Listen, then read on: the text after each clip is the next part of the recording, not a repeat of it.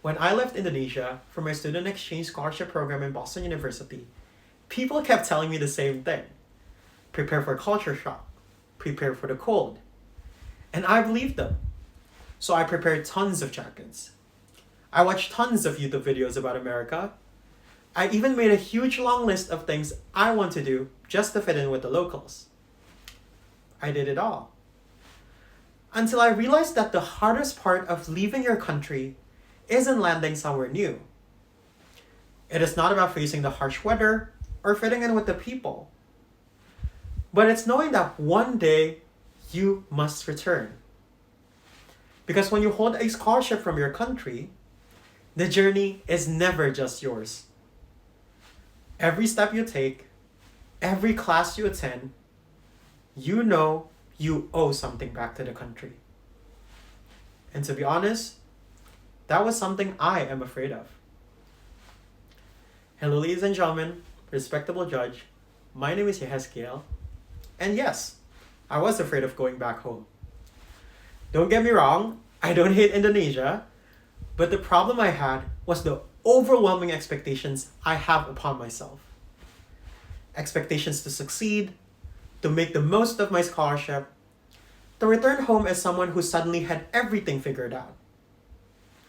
It was taunting me. But luckily, the universe has a strange way of placing the right things in front of you when you feel most lost. On one of those mind-occupying days, I went to a secondhand bookstore in Boston. That is where I found a book setting titled The Boy, the Mole, the Fox, and the Horse by Charlie Mackesy. The book holds such a simple title, but something about its humble appearance drew me in. So long story short, I bought it on a whim. I didn't even read the book description properly. I just saw it, skimmed it, and take it home with me, without knowing that this small book would become the thing that grounded me when everything else felt uncertain. The book ended up teaching me 2 lessons. The first lesson I got is about resilience. There's a moment in the book where the characters walk through a storm. The boy expresses fear, the wind is strong, the path is unclear. But the horse gently says, the storm will pass. It doesn't promise when or how, it simply acknowledges that storms are temporary.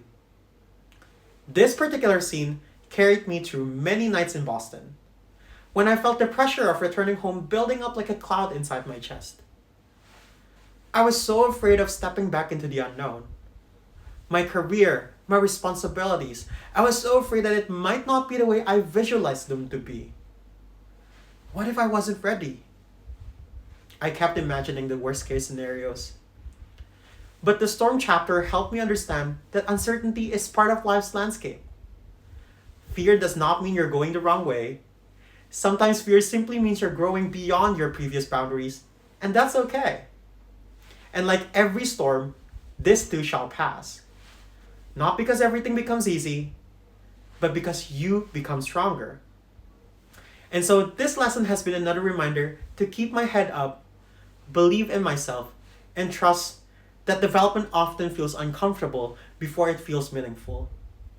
And to trust that I am capable of surviving moments that once felt impossible. The second lesson I got back then was the lesson on embracing the unknown.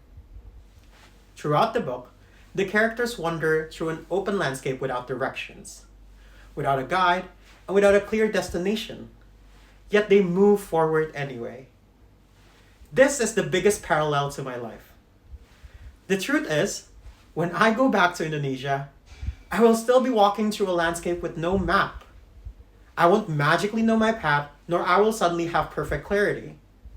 But one thing I'm sure of, I will walk with more courage, more trust. Because the book taught me that a life without a map is not a flawed life. It is a real one. And real lives are built moment by moment, choice by choice, one step at a time. So when people ask what book changed my perspective, I think of this little book from a secondhand store in Boston. Not because it gave me all the answers, but because it helped me stop running away from the question themselves. Thank you.